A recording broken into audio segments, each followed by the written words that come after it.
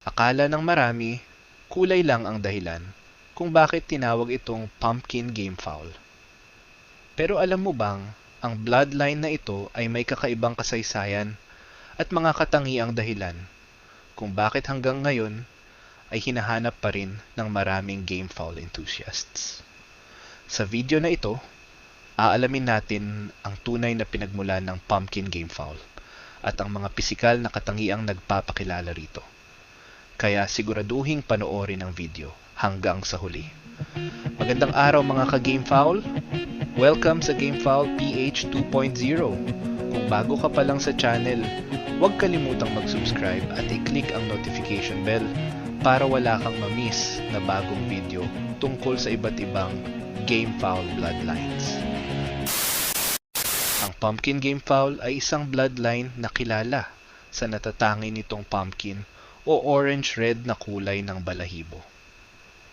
Ang pangalan nitong pumpkin ay nagmula mismo sa kakaibang kulay nito na madaling makilala sa unang tingin. Bagamat may iba't ibang strains depende sa breeder, ang pumpkin game fowl ay nabuo sa pamamagitan ng maingat na selective breeding upang mapanatili ang magandang kulay, athletic na pangangatawan at kanais-nais na mga katangian. Sa paglipas ng mga taon, nakilala ito hindi lamang sa Estados Unidos, kundi pati sa iba't ibang bansa, kabilang ang Pilipinas. Sa kasalukuyan, ginagamit din ng ilang breeders ang pumpkin bilang bahagi ng kanilang breeding program upang mapanatili ang mga katangiang hinahanap nila sa kanilang mga alaga. Narito naman ang ilan sa mga pisikal na katangian ng pumpkin game fowl. Ang una ay ang matingkad nitong pumpkin o orange-red na balahibo na siyang pangunahing pagkakakilanlan nito.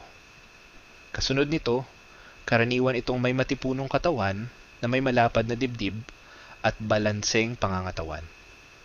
Bukod dito, mahahaba at matitibay ang mga binti nito na nagbibigay ng matatag na tindig. Isa pa, mapapansin din ang alerto at matatalas nitong mga mata na nagbibigay ng impresyon ng pagiging masigla.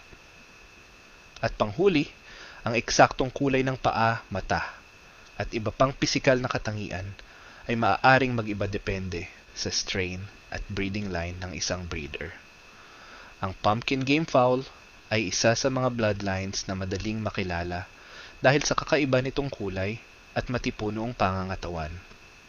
Gayunpaman, tulad ng ibang bloodlines, maaaring magkaroon ng pagkakaiba-iba sa mga katangian depende sa pinagmulan at breeding program. Kung nagustuhan mo ang video na ito, huwag kalimutang i-like, i-share, at mag-subscribe sa Game Fowl PH 2.0. I-comment mo rin sa ibaba kung anong Game Fowl bloodline ang gusto mong gawa natin ng history sa susunod. Maraming salamat sa panonood at magkita-kita tayo sa susunod na video.